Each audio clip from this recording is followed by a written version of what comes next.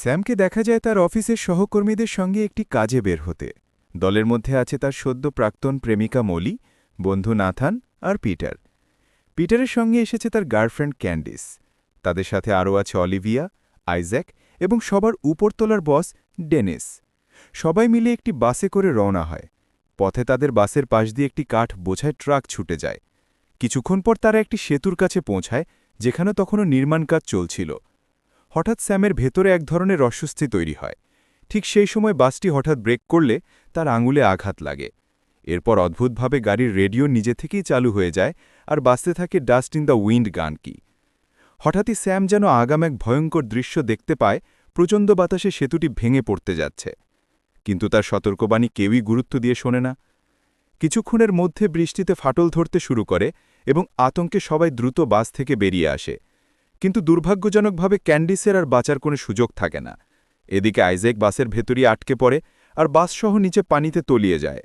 বেঁচে থাকা সবাই প্রাণপণে দৌড়াচ্ছিল। স্যাম মরিয়া হয়ে মলিকে ধরে টেনে ব্রিজের নিরাপদ পাশে পৌঁছে দেয়, কিন্তু তখনই সে খেয়াল করে যে অলিভিয়া বিপদে আছে। তাকে বাঁচাতে এগিয়ে যায় স্যাম। যদিও অলিভিয়া চশমা ছাড়া তাই কিছুই দেখতে পাচ্ছিল না, তাই ভারসাম্য হারিয়ে নিচে পানিতে পড়ে যায়। সে তখনও জীবিত ছিল, কিন্তু হঠাৎই একটি গাড়ি সোজা তার উপর আছড়ে পড়ে আর মুহূর্তেই সবকিছু শেষ হয়ে যায়। ডেনিস আর নাথান প্রাণপণে দৌড়াচ্ছিল। হঠাৎই একটি কেবল ছিঁড়ে গিয়ে নাথানকে আছড়ে ফেলে দেয়, আর সে সেখানেই শেষ হয়ে যায়।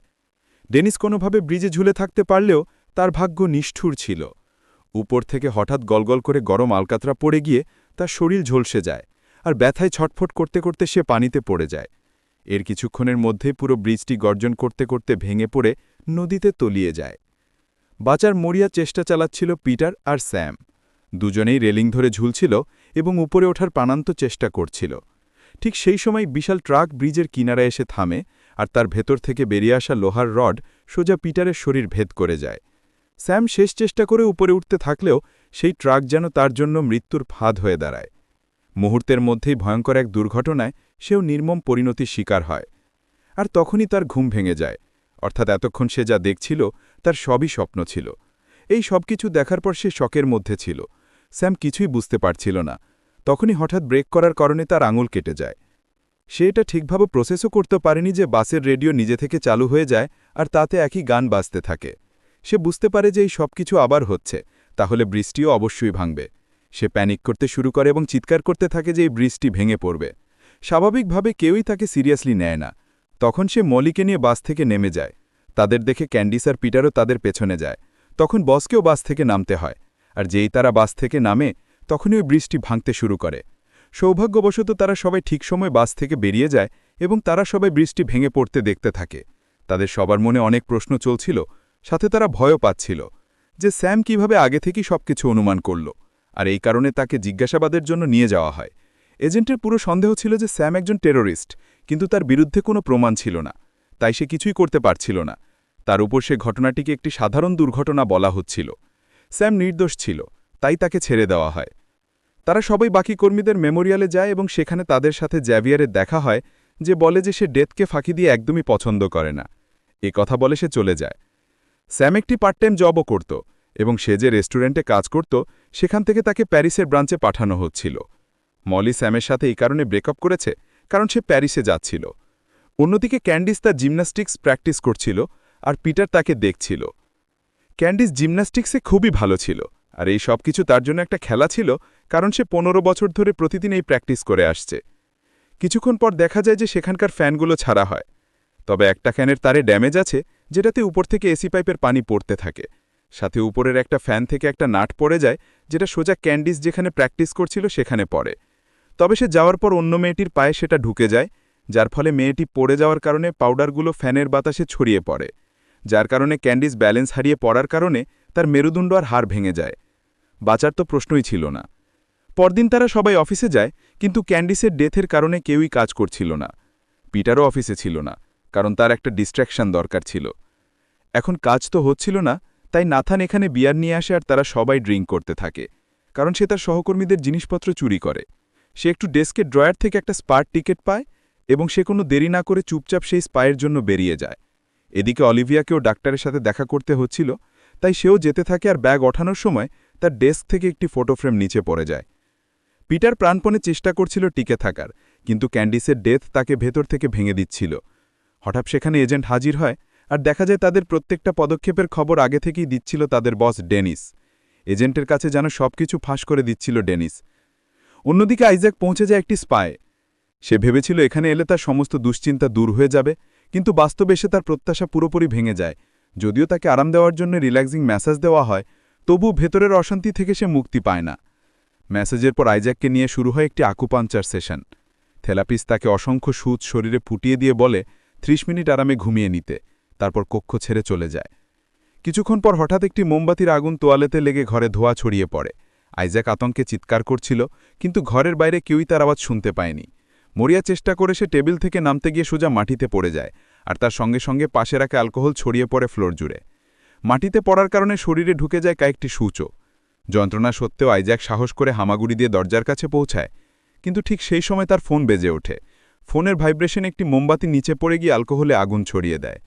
আগুন দ্রুত ঘরটাকে গ্রাস করে, অথচ আশ্চর্যজনকভাবে আইজ্যাক এই ভয়ঙ্কর পরিস্থিতি থেকেও বেঁচে যায়। কিন্তু ভাগ্য যেন তাকে ছাড়তে চায় না। শেষমেশ ঘরে রাখা একটি ভারী মূর্তি ভেঙে পড়ে তার শরীরের উপর, আর সেখানেই তার মৃত্যু হয়। এদিকে অফিসে স্যাম আর মলি একসাথে বসেছিল। স্যাম মলিকে প্রস্তাব দেয় যে সে তার সঙ্গে প্যারিসে যায়। কিছুক্ষণ ভেবে মলি রাজিও হয়ে যায়। ঠিক তখনই পিটার এসে হাজির হয় এবং ভয়ঙ্কর খবর জানায় আইজ্যাক মারা গেছে। খবর শুনে তারা দ্রুত স্পায়ে ছুটে যায়। সেখানে হঠাৎই তাদের আবার দেখা হয়ে যায় জ্যাভিয়ারের সাথে। স্যামের মনে হতে থাকে জ্যাভি যেন তাদের অনুসরণ করছে, আর দ্বিধা না করে সে সরাসরি জ্যাভিকে নিয়ে প্রশ্ন করে বসে। তখন জ্যাভি শান্তভাবে জানায় তার কাজটাই এমন, যেখানে মৃত্যু ঘটে সেখানে তাকে যেতেই হয়। স্যাম জ্যাভিকে প্রশ্ন করে আসলে তাদের সঙ্গে কি ঘটছে। জ্যাভি ধীরে ধীরে সবকিছু ব্যাখ্যা করতে শুরু করে। সে বলে মৃত্যুর সবসময় একটি নির্দিষ্ট প্যাটার্ন থাকে, আর সে প্যাটার্ন থেকে কেউই পালাতে পারে না। শুধু তারা নয়, ইতিহাস আরও বহু মানুষের ক্ষেত্রেও এমন ঘটেছে, কিন্তু আজ পর্যন্ত কেউই মৃত্যুকে ফাঁকি দিতে পারেনি, কেউই তাকে প্রতারণা করে বাঁচতে পারেনি। জ্যাভিয়ারের কথা শুনে তারা সবাই সত্যটা বুঝতে শুরু করে, তবে এর পাশাপাশি তারা আরেকটি ভয়ঙ্কর জিনিসও উপলব্ধি করে। যদি তারা নিজেদের জায়গা অন্য কাউকে মৃত্যুর মুখে ঠেলে দেয়, তাহলে সেই ব্যক্তিই তাদের জায়গা নেবে, আর এর মানে হলো তারা অন্যের আয়ও কেড়ে নিয়ে কিছুটা সময়ের জন্য হলেও নিজেদের জীবন বাড়াতে পারবে। কিন্তু নিজের জীবন বাঁচানোর জন্য অন্যের জীবন নেওয়া উচিত নয়। স্যাম এটাও জানায় যে তারা সবাই মারা যাবে, কিন্তু মলি মারা যাবে না, কারণ সে ব্রিজ কলাপসে মারা যায়নি। এই কথা শুনে পিটারের হাবভাব বদলে যায়, কারণ এই কথাটা ক্যান্ডিসের মৃত্যুর থেকে কম ছিল না, যে ক্যান্ডিস মারা গিয়েছে আর মলি কেন মারা যাবে না। সে রাগ করে সেখান থেকে চলে যায়। এখন তারা সবকিছু জানতে পেরেছিল, কিন্তু অলিভিয়া জানত না। তাই স্যাম এবং মলি তার কাছেই যাচ্ছিল তাকে সবকিছু বলার জন্য। দেখা যায় অলিভিয়া তার চোখে লেজার ট্রিটমেন্ট করাতে গিয়েছিল, কারণ সে চশমা ছাড়া কিছুই দেখতে পায় না, আর এই কারণেই ব্রিজ কলাপসে তার প্রাণ যাওয়ার কথা ছিল। ডাক্তার সবকিছু সেট আপ করছিল, এবং অলিভিয়া তার হাতে একটি টেডি বিয়ার নিয়েছিল, যেটা সে চাপছিল। এই কারণে টেডি বিয়ারের একটি চোখ বেরিয়ে পড়ে যায়। ডাক্তার অলমোস্ট রেডি ছিল, তখনই সে দেখে যে তার কাছে একটি ইনকমপ্লিট ফাইল আছে। সে অলিভিয়াকে এভাবেই রেখে ফাইল আনতে চলে যায়, এবং তার যেতেই মেশিন একটি শর্ট সার্কিট হয়ে যায়। মেশিনের ডেথ তার খেলা আবার খেলতে শুরু করে। সেই লেজারের ইন্টেন্সিটি বেড়ে যায়, সেটা ননস্টপ বেড়েই যাচ্ছিল, এবং অলিভিয়ার নার্ভাসনেসও বাড়ছিল। সে রিমোট দিয়ে মেশিনটা বন্ধ করার চেষ্টা করে, কিন্তু তার হাত লেগে রিমোটটি নিচে পড়ে যায়, এবং সেটা স্টার্ট বাটন চেপে যায়। লেজার মেশিন তার কাজ শুরু করে দেয়, এবং সেটা সোজা অলিভিয়ার চোখ জ্বালিয়ে দেয়। যখন লেজারটি অন্য চোখে শিফট হয়, তখন সে তার হাত সামনে এনে অন্য চোখটি বাঁচায়, আর এর আগেই লেজার তাকে পুরোপুরি জ্বালিয়ে দেয়। সে কোনোভাবে মেশিন থেকে নেমে যায়, আর তখনই স্যাম এবং মলিও সেখানে পৌঁছে যায়। কিন্তু তারা কিছু করার আগেই অলিভিয়ার পা সেই টেডি বিয়ারের চোখের উপর পড়ে, এবং সে সোজা জানালা দিয়ে বেরিয়ে একটি গাড়ির উপর পড়ে মারা যায়, আর তার চোখও বাহিরে বেরিয়ে আসে। অফিসে কিছুক্ষণ আগে অলিভিয়ার একটি ছবি নিচে পড়ে গিয়েছিল। ছবির ভাঙা ফ্রেম থেকে একটি কাঁচের টুকরো সোজা তার চোখের দিকে ইঙ্গিত করছিল, সেই একই চোখ যেটি ব্রিজ ধসে পড়ার সময় গাড়ির আঘাতে বেরিয়ে এসেছিল। আশ্চর্যের বিষয় হল, বাস্তব জগতেও অলিভিয়া শেষমেশ গাড়ির উপর পড়েই মারা যায়। এমন ভয়ঙ্কর ঘটনাগুলো একের পর এক ঘটতে থাকায় এজেন্ট জিম আবার হাজির হয় এবং সবার উপর জিজ্ঞাসাবাদ শুরু করে। তখন স্যাম আর চুপ থাকতে পারে না। সে এজেন্টকে মৃত্যুর প্যাটার্ন, ডেড লিস্ট সবকিছু খোলাখুলি বলে দেয়, কিন্তু তার এই কথাগুলো কেউই বিশ্বাস করতে পারে না, যেন এগুলো নিছক কল্পকাহিনী। মলি আর স্যামের পর এবার মৃত্যুর পালা এসে যায় নাথানের। সে আগের মতো স্বাভাবিক জীবনে ফিরে গিয়েছিল এবং কাজে ব্যস্ত ছিল। ঠিক তখনই এক সহকর্মীর সঙ্গে একটি অ্যাসেম্বলি মেশিন নিয়ে তার তর্ক বেঁধে যায়। উত্তপ্ত পরিস্থিতির মাঝেই হঠাৎ নাথানের চোখে পড়ে ওপরের দিক থেকে একটি ভারী হুক খুলে পড়তে চলেছে, আর সেটাই তার মৃত্যুর কারণ হতে যাচ্ছে। কিন্তু এবার নাথান হাল ছাড়েনি, মৃত্যুকে ফাঁকি দেওয়ার সুযোগ কাজে লাগিয়ে দেয়। মুহূর্তের মধ্যে সে তার সহকর্মীকে ধাক্কা দিয়ে হুকের নিচে ঠেলে দেয়। ভারী হুকটি সরাসরি সেই ব্যক্তির উপর আছড়ে পড়ে, আর ঘটনাটি পুরোপুরি একটি দুঃখজনক দুর্ঘটনার মতোই দেখায়। নাথান নিজেকে বাঁচাতে সক্ষম হলেও আসলে সে মৃত্যুর পালা অন্যের কাঁধে চাপিয়ে দিয়েছিল। নাথান রিপোর্ট ডেনিশকে দেয় এবং সাথে তাকে ডেথের ডিজাইন সম্পর্কেও বলে, কারণ সে একজন সার্ভাইভার। ডেনিস তার কথায় বিশ্বাস করে না, উল্টে সে সবকিছু এজেন্ট জিমকে বলে দেয় আর নাথানের কাছে যায়। সে তখনও সেই ফ্যাক্টরিতেই ছিল। স্যাম পিটারকে প্রশ্ন করে যে এটা কি শুধু একটা অ্যাক্সিডেন্ট ছিল, নাকি সে ইচ্ছা করেই তাকে মারার জন্য ধাক্কা দিয়েছে। নাথান স্বীকার করে যে সে রয়কে মেরেছে। এখন যদি তাদের থিওরি সঠিক হয়, তাহলে নাথান তার জীবন রয়কে দিয়ে দিয়েছে আর নিজের জন্য তার জীবন নিয়ে নিয়েছে। আর যদি এমনটা হয়, তাহলে পরের পালা ডেনিসের। তখনই ডেনিস চলে আসে এবং তার মুখে একটি রেঞ্চ এসে লাগে।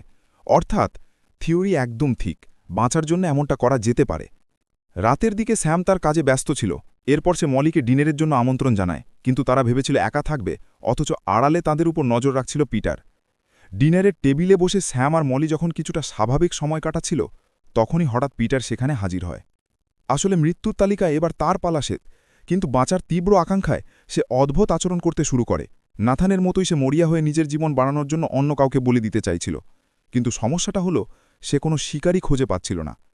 আর তখনই তার মাথায় ঘুরপাক খেতে থাকে একটি প্রশ্ন: যদি ক্যান্ডিজ মারা গিয়ে থাকে, তাহলে মলি এখনও বেঁচে আসে কেন? তার মানে মলি আসলে তার জায়গা নেওয়ার মতো উপযুক্ত শিকার, তাই সে মলিকেই নিজের সহজতর টার্গেট হিসেবে বেছে নেয়। সে একটি বন্দুক নিয়ে এসেছিল, যেটা দিয়ে সে মলিকে শ্যুট করতে থাকে, কিন্তু শ্যাম কোনোভাবে তাকে বাঁচিয়ে নেয়। এজেন্ট জিম গুলির আওয়াজ শোনে এবং সেও রেডি হয়ে যায়। শ্যাম এবং মলি দুজনেই কিচেনে চলে যায় এবং পিটার তাদের পিছু পিছু সেখানেও পৌঁছে যায়। সে শ্যামকে মেরে অজ্ঞান করে দেয় এবং মলিকে খুঁজতে থাকে। এখন সে শ্যামকে এই জন্য মারেনি, কারণ তার জীবন নিয়ে সে কী করবে? স্যাম তো এমনিতেই তারপরে মরবে। মলি লুকিয়েছিল, তখনই এজেন্ট জিম সেখানে পৌঁছে যায়। এজেন্ট জিম পিটারকে গুলি করার আগেই পিটার তাকে মেরে দেয়। এখন পিটার মরবে না, কারণ সে এজেন্ট জিমের জীবন নিয়ে নিয়েছে। তারপরেও সে মলিকে মারতে চেয়েছিল, কারণ সে ক্যান্ডিসের পয়েন্টে আটকে ছিল, কিন্তু সে মলিকে মারার আগে স্যাম তাকে মেরে ফেলে। এখন এখানে স্যাম পিটারকে মেরে ফেলেছে, যার কাছে এজেন্ট জিমের জীবন ছিল। অর্থাৎ এজেন্ট জিমের জীবন এখন স্যামের কাছে আছে। তারা দুজনেই খুশি হয়ে যায়, কারণ তারা এখন আরামে প্যারিসে জীবন কাটাবে, স্পেশালি মলি। স্যাম আর মলি 2 সপ্তাহ পরেই সেই ফ্লাইটে বসে থাকে। স্যাম দেখে যে ফ্লাইটে ঝগড়া হচ্ছে, এবং সেই ঝগড়া হচ্ছিল অ্যালেক্স আর কাটারের মধ্যে। যেই ফ্লাইটে তারা যাচ্ছিল সেটা ফ্লাইট 180। যাই হোক, প্লেন টেক অফ করে এবং স্যাম আরামে মিউজিক শুনছিল। তখনই প্লেনে ডাস্ট ইন দ্য উইন্ড গানটি বাজতে থাকে, যেটা ব্রিজ কলাপসের আগেও বেজেছিল। আর সেই গানটি সেই সিচুয়েশনে সেন্স মেক করছিল, আর এই সিচুয়েশনেও করছে, কারণ প্লেন এক্সপ্লোশনের পর তারা সবাই ডাস্ট ইন দ্য উইন্ডই হবে। এখন স্যাম খুব ভয় পেয়ে গিয়েছিল, আর তখনই সে জানতে পারে যে একটা ছেলে বলেছে যে সে দেখেছে এই প্লেনটি ব্লাস্ট হয়ে যাবে, আর সেই ছেলেটি ছিল অ্যালেক্স। এ কথা শুনে স্যাম বুঝতে পারে যে তারা মরতে চলেছে এবং বাঁচার জন্য তারা কিছুই করতে পারবে না। তখনই ডেথ তাকে নিতে চলে আসে। এখন এখানে প্রশ্ন থাকতে পারে যে যখন রয়কে মেরে নাথান বেঁচে গিয়েছিল, তাহলে স্যাম কেন বাঁচল না? এর উত্তর হলো স্যামের কাছে এজেন্ট জিমের জীবন তো আছেই, কিন্তু তার হায়াত এটুকুই ছিল, তাকে 2 সপ্তাহ পরেই মরতে হতো। রয়ের এক সহকর্মীর কাছ থেকে নাথান জানতে পারে এক চমৎকার সত্য: রয়ের ব্রেন অ্যানিউরিজম ছিল, অর্থাৎ সে যদি হুকের আঘাতে মারা নাও যেত, তাহলেও তার হাতে বেঁচে থাকার জন্য আর কয়েকটি দিনই হাতে ছিল। যে কোনো সময় সে হঠাৎ করেই মারা যেতে পারত। নাথান স্তম্ভিত হয়ে যায় এ কথা শুনে, কিন্তু তার ভাবনার সময় শেষ হওয়ার আগেই ঘটে ভয়ঙ্কর ঘটনা। আকাশ থেকে ফ্লাইট 180 ল্যান্ডিং গিয়ার চিনে সোজা নাথানের ওপর আছড়ে পড়ে। মুহূর্তের মধ্যেই তার জীবন শেষ হয়ে যায়। আর এই ভয়ঙ্কর ঘটনার সাথেই শেষ হয় পুরো মুভির গল্প। তো বন্ধুরা, ভিডিওটা ভালো লাগলে একটা লাইক, কমেন্ট আর চ্যানেলে সাবস্ক্রাইব করে বন্ধুদের সাথে ভিডিওটা অবশ্যই শেয়ার করে দিও। ধন্যবাদ।